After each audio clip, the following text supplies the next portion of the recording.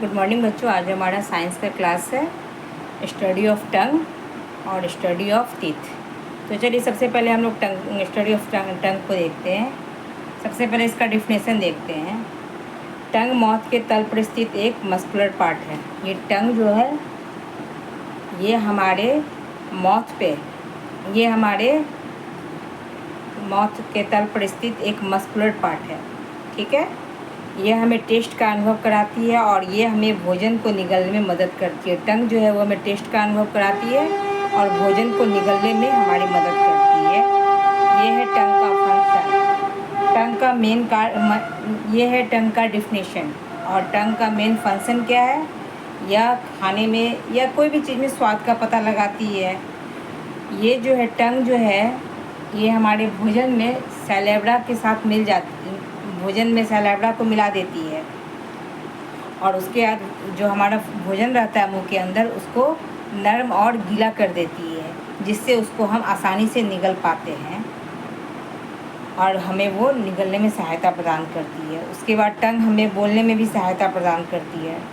टंग का जो स्ट्रक्चर होता है यानी टंग का जो शेप होता है वो जीभ पर छोटी छोटी उभार जैसी संरचना होती है। हमारे जीभ पर छोटी छोटी उभार की जैसी संरचनाएं होती है जिन्हें हम पिपले कहते हैं। इन्हीं पर स्वाद कलिकाएँ, टेस्ट वर्ड्स जो रहता है स्थित रहता है। पिपले के ऊपर ही टेस्ट वर्ड जो है प्रेजेंट रहता है, जिससे हमें किसी भी चीज़ का स्वाद का अनुभव होता है। ठीक है, टेस्ट जो है टाइप ऑफ टेस्ट कितने तरह का होता है। स्वाद जो होता है कितने प्रकार का होता है, मीठा होता है, नमकीन होता है, खट्टा होता है, कड़वा होता है। तो ये हमारा हो गया स्टडी ऑफ टंग। और उसके बाद टंग का स्ट्रक्चर बना के पिपली, टेस्ट वर्ड, कितने तरह के टेस्ट होते हैं डायग्राम में उनको शो कर देंगे। ठीक है, अब अगला देखिए study of teeth. Introduction of teeth हमारे मुख गुहा यानी कि ओरल कैविटी में स्थित कठोर संरचनाएं हैं। ठीक है, जो भोजन को काटने, चबाने, पीसने में मदद करती है। टीथ के स्टडी को क्या कहा जाता है? ओडोंटोलॉजी कहा जाता है। टीथ जो होता है मुख्यतः कैल्शियम और फास्फोरस से बना हुआ होता है। ठीक है, ये हो गया टीथ का इंट्रोडक्शन। अब देखिए टीथ का स्ट्रक्चर कैसा होता है। Structure of teeth. दांत का सबसे बाहरी और कठोर भाग जो होता है वो कौन सा होता है? एनेमल होता है। ठीक है, जो कि हमारे पूरे शरीर का सबसे कठोर भाग होता है तो क्या होता है? एनेमल होता है। और एनेमल के नीचे ही क्या रहता है? डेंटिन रहता है। तथा दांत के मध्य में और इसके मध्य में क्या रहता है? पल्प गुहा रहता है, पल्प कैविटी होता है। ठीक है, इसके मध्य में क्या रहता है? पल्प कैविटी, जिसे हम पल्प गुहा भी कहते हैं। और उसी से रक्त वाहिकाएँ और तंत्रिकाएँ होती है। मतलब वो जो होता है उसके मध्य में जो पल्प कैविटी होता है उसी में रक्त वाहिकाएँ और तंत्रिकाएँ भी होती है। ठीक है, अब अगला देखिए type of teeth. Types of teeth जो है मेन 4 तरह का होता है। कृतक, इंसिसियर्स। पहला होता है कृतक जिसको कहा जाता है इंसिसियर्स। ठीक है, दूसरा होता है रद्नक जिसको कहा जाता है कैनिनियस। जिसको कहा जाता है कैनिनियस। तीसरा होता है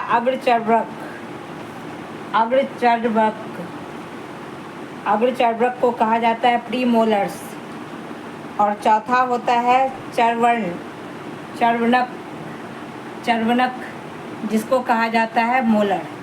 तो टीथ जो है वो 4 तरह का होता है। अब टीथ का फार्मूला भी होता है, डेंटल फार्मूला भी होता है, जो कि स्पेशली 5 या 6 क्लास के बाद से बच्चों को जानना ज़रूरी होता है। डेंटल फार्मूला जो होता है एडल्ट का अलग होता है और चाइल्ड का अलग होता है। एडल्ट का डेंटल फार्मूला होता है 21-23 स्कल गुने 2 बराबर 32। ठीक है, ये एडल्ट का होता है जहाँ पे I बराबर 2 इंसिसियर्स, सिंसियर्स बराबर 1, प्री मोलर बराबर 2 और मोलर बराबर 3 होता है। और चाइल्ड का जो होता है, चाइल्ड का होता है 2102 बाई 2102 गुने 2 बराबर 20। इसीलिए जो 20 जो होता है चाइल्ड का, उसको मिल्क टीथ कहा जाता है, जो कि 3 से 5 इयर्स के बीच में वो जो टीथ का दांत होता है वो बच्चों का गिरने लगता है और उसका जो अपना मेन टीथ होता है वो आने लगता है। इसमें चाइल्ड वाला में इंसिशियर्स जो होता है उसकी संख्या 2 होती है, सिंसियर्स की कैनिनस की संख्या 1 होती है, प्री मोलर नहीं होता है और मोलर भी नहीं होता है चाइल्ड को। ठीक है, बस यही 2 होता है। चलिए ठीक है फिर।